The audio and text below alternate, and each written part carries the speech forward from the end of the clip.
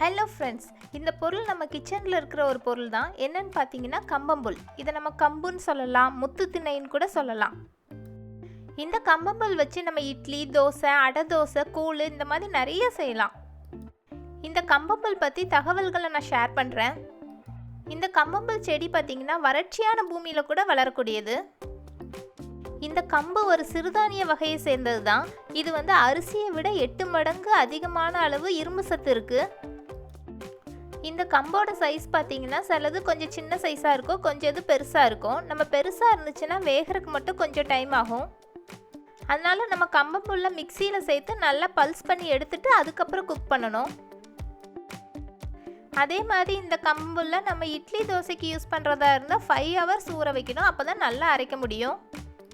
இந்த கம்பு நமக்கு சீசன் இல்லைன்னு சொல்லவே முடியாது, எப்போவுமே நமக்கு அவைலபிளாக இருக்கும்.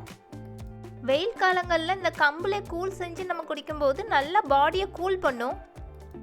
இந்த கம்பை நம்ம எதுக்கு கம்பம்புல்லுன்னு சொல்கிறோன்னா அதோட பேர்லேயே இருக்குது. இது பெரிய மரம் மாதிரி வராது, ஒரு புல் செடியை சேர்ந்தது தான். இந்த கம்பு செடியோட இலையை பார்த்தீங்கன்னா புல் மாதிரி தான் இருக்கும், ரொம்ப சாஃப்டாக நீளமாக இருந்த மாதிரி இருக்கும். இந்த கம்பு நமக்கு நல்லா விளைஞ்சிருச்சு, ரெடி ஆயிடுச்சு, ஹார்வெஸ்ட் பண்ணலாங்கிறத நம்ம தெரிஞ்சுக்கிறதுக்கு அதோட இலை கரிஞ்ச மாதிரி ஆகிரும். இந்த வீடியோ உங்களுக்கு யூஸ்ஃபுல்லாக இருந்துச்சுன்னா லைக், ஷேர், சப்ஸ்கிரைப் பண்ணுங்கள்.